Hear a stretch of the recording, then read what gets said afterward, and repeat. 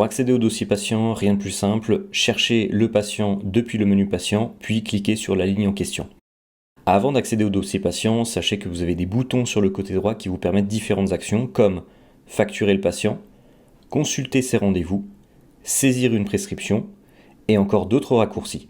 Depuis ici, vous allez pouvoir consulter les absences, déclarer une absence, consulter les bilans de kinésithérapie, numériser ou consulter les documents depuis le patient. Attention, ce ne sont pas les documents SCORE, ce sont bien des documents à part. Vous pouvez accéder aux notes et saisir des notes depuis le bouton accéder aux notes. Vous pouvez accéder au DMP du patient. Vous pouvez consulter les données du service ADR, imprimer les infos du patient, arrêter potentiellement les prescriptions et supprimer la fiche. Attention, vous ne pourrez supprimer la fiche si vous avez commencé à saisir des prescriptions facturées et il ne sera plus possible de supprimer le patient. À ce moment-là, il faudra modifier la fiche du patient pour indiquer que c'est un patient du type inactif. Pour accéder au dossier patient, appuyez sur la ligne du patient. On arrive sur le dossier patient. Si vous souhaitez compléter ou modifier la fiche du patient, vous allez vous rendre dans Modifier les informations. Arrivé sur ce menu, vous allez pouvoir prendre connaissance de toutes les informations du patient. Vous allez évidemment pouvoir mettre à jour le patient grâce à la carte vitale ou du service ADR. Vous pouvez aussi appeler le téléservice INSI qui vous permet d'accéder au DMP, c'est une condition obligatoire. Vous allez pouvoir, si vous le descendez, consulter les informations de la partie sécurité sociale, compléter les informations de la mutuelle. Précision qui a son importance concernant la mutuelle, vous devez être conventionné auprès des mutuelles pour pouvoir fonctionner avec elles. Pour saisir une mutuelle, rien de plus simple, il suffit d'appuyer sur le crayon à droite. Par défaut, vous aurez attestation mutuelle ou complémentaire. Vous pouvez changer pour C2S ou pour l'aide médicale d'État. Le mode de gestion, gestion unique ou gestion séparée. La gestion unique, ce sont des groupes gérés par la sécurité sociale du patient. La gestion séparée, ce sont des groupes privés de mutuelles. Ici, vous pourrez faire une recherche soit par le nom ou par le numéro AMC. Par exemple, et il suffira de sélectionner la convention à droite. Attention, vérifiez bien la période de validité de la mutuelle. Pour enregistrer, appuyez sur le bouton OK en bas à droite. Vous allez pouvoir renseigner les informations du contact, l'adresse du patient, des notes et informations, des personnes à contacter comme l'entourage ou des intervenants. Vous allez pouvoir indiquer aussi un historique médical au niveau de la pathologie principale du patient. Une fois que vous avez complété votre patient, appuyez sur le bouton Enregistrer en bas à droite. On retrouve des informations importantes sur l'entête du dossier patient, comme le nom-prénom, les informations de la caisse, les informations de la mutuelle, le numéro de sécu, la date de lecture de la carte vitale, le numéro de téléphone, l'adresse mail et l'adresse de visite du patient. Les 3 petits points ici permettent d'avoir un raccourci au niveau de la déclaration d'absence ou de la consultation des absences. Le dossier patient se divise en 2 parties. La partie de gauche permet la création de prescriptions et la consultation des prescriptions. Et à droite, la consultation des factures et bien sûr facturer le patient. Nous allons aborder la première partie qui est la saisie de prescription en appuyant sur le bouton Nouvelle prescription. À partir de là, vous allez tomber sur 3 onglets importants. Le premier, le menu prescription, qui est un petit peu la partie qui vous permet de renseigner les différentes informations administratives de la prescription papier. La partie prise en charge qui va servir surtout à indiquer qui va régler la facture. Et la partie traitement qui est le cœur de la prescription où on va indiquer le bilan, les actes, etc.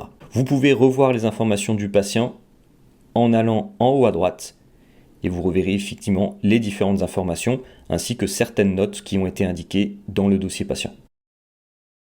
Première des choses qui vous est demandé, c'est le type de prescription. Vous avez le choix entre standard, télémédecine, HAD ou hors nomenclature. Hors nomenclature vous permettra de saisir des prescriptions en indiquant directement le tarif. Si vous sélectionnez en mode HAD, cela vous permettra de faire de la facturation où il n'y aura ni sécurisation ni télétransmission des factures. Dans notre cas, nous allons rester sur standard. Il faudra indiquer la date de prescription obligatoirement,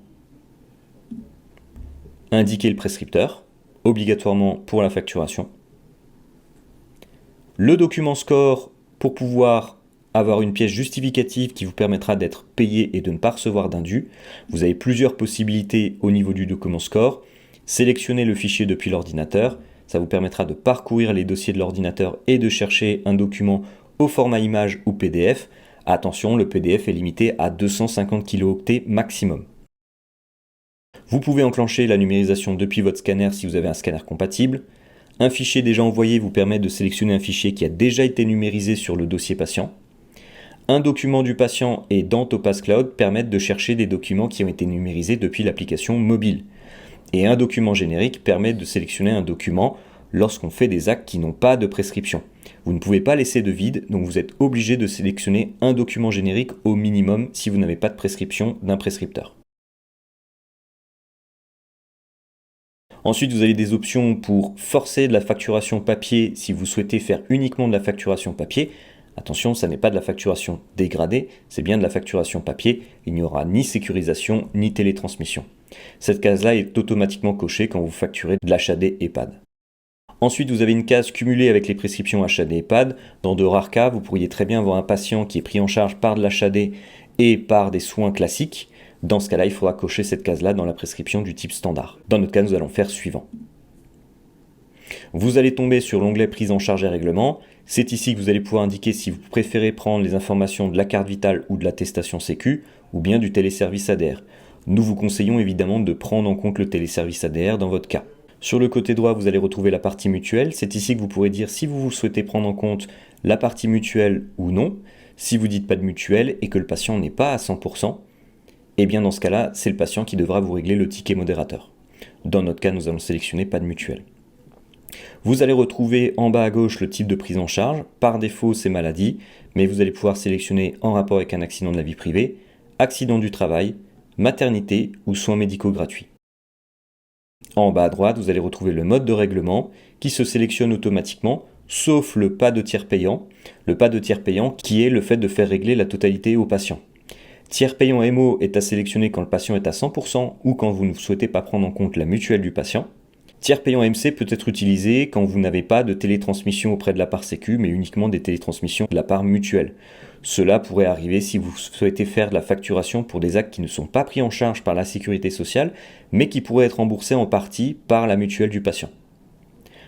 Enfin, vous avez le tiers payant AMO-AMC qui est à privilégier quand vous souhaitez prendre en compte la Sécu et la complémentaire du patient. Une fois les réglages sélectionnés, il suffira d'appuyer sur le bouton suivant et vous tomberez sur la saisie d'un traitement. Première des choses qui vous est demandée, c'est qui prend en charge les actes du patient. Il suffira de sélectionner le professionnel en question. Ensuite, il vous sera demandé le lieu de réalisation. Dans mon cas, j'ai domicile non facturé, mais vous pourriez très bien avoir à sélectionner cabinet ou domicile. Le nombre de séances à indiquer. Le nombre de séances que vous devez indiquer, c'est le nombre de séances par rapport aux actes. Ce n'est pas par rapport au bilan. Dans notre cas, nous allons indiquer 50 séances.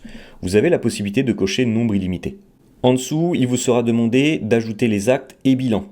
Dans notre cas, nous allons coter un bilan et un acte. Vous avez la possibilité de taper les premières lettres du nom de l'acte et il triera la nomenclature pour retrouver vos actes facilement.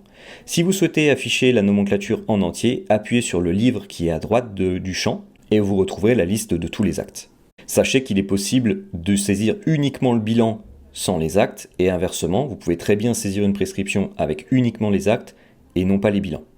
À côté des actes ou des bilans, vous avez un crayon qui va vous permettre de modifier dans le détail les actes. Vous avez la possibilité de rechanger l'acte. Vous avez la possibilité d'indiquer si le soin nécessite un accord préalable ou non, s'il y a une majoration de nuit ou non, les règles de facturation qui sont par défaut en automatique, mais vous avez la possibilité de forcer les règles de facturation, un qualificatif de dépense, et si vous avez besoin d'indiquer des dépassements, vous pouvez directement indiquer les dépassements. Même chose pour les bilans, où vous allez pouvoir modifier le type de bilan, le bilan lui-même, indiquer si vous souhaitez facturer le bilan ou non, la date d'exécution, l'heure d'exécution.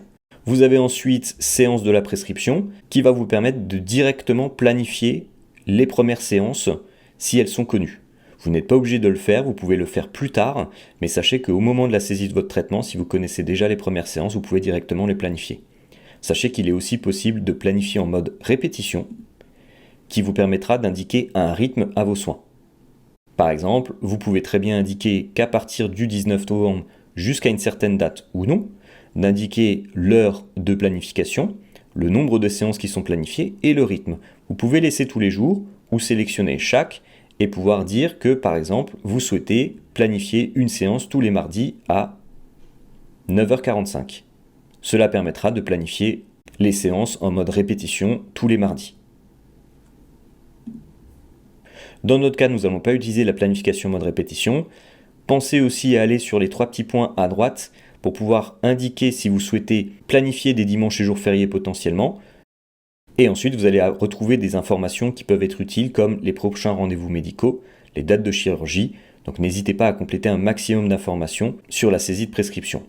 Enfin, il est possible d'activer des rappels SMS pour envoyer sur le téléphone du patient pour lui rappeler qu'il a un rendez-vous médical. Nous allons faire valider. Nous avons notre traitement. Il ne vous reste plus qu'à appuyer sur le bouton Enregistrer en bas à droite. Cela aura pour effet de saisir votre prescription. Nous voyons ici un compteur qui indique que nous avons 50 séances à planifier, que nous avons pour l'instant en planifié 0 et que l'on en a effectué 0. Vous avez ensuite une autre ligne qui vous permet d'indiquer que vous avez X séances à facturer, X séances facturées et X séances payées. Si votre patient a une seconde prescription, alors dans ce cas-là, il faudra refaire nouvelle prescription et vous devrez refaire toutes les étapes que nous venons de voir ensemble. Une fois la saisie de prescription terminée, vous avez la possibilité de soit planifier une séance directement depuis le dossier patient, vous avez aussi la possibilité de pointer les séances depuis le dossier patient. Les deux méthodes sont distinctes puisque planifier une séance va surtout être utile pour les professionnels de santé qui n'ont pas d'agenda et qui souhaitent avoir un agenda des rendez-vous qu'ils doivent réaliser. Le pointer en masse va surtout être utile pour les gens qui ont déjà un agenda et qui n'ont pas besoin de planifier dans le futur pour savoir quel rendez-vous ils doivent réaliser. Pointer va vous permettre tout simplement d'indiquer à quelle date vous souhaitez facturer le patient pour pouvoir planifier les différentes séances à facturer. Donc pour récapituler, si vous n'avez pas d'agenda, utilisez planifier une séance. Si vous avez déjà un agenda et qu'il vous convient, alors dans ce cas-là, utilisez le pointer en masse. Pour planifier une séance, il suffit d'appuyer sur le bouton en question. Vous allez tomber sur un calendrier et il suffira tout simplement de double-cliquer sur le créneau pour planifier votre séance. Deuxième solution, si vous préférez pointer, en appuyant sur le bouton en question, vous tomberez sur un calendrier sur lequel il faudra pointer les différentes séances sur lesquelles vous avez réalisé des actes. Une fois cela fait, il ne vous restera plus qu'à appuyer sur le bouton Enregistrer en bas à droite pour valider la planification de séance. Dans mon cas, j'ai pointé en masse et nous voyons bien que sur les 50 de base, il m'en reste 47 à planifier puisque j'en ai planifié 3. À partir de là, on peut déjà passer sur la partie droite du dossier patient dans lequel nous allons retrouver l'intitulé facture et paiement. Et nous voyons effectivement qu'il a bien détecté qu'il reste des choses à facturer. Pour pouvoir facturer, très simple, il suffit d'appuyer sur le bouton facturer et vous tomberez sur le menu de facturation.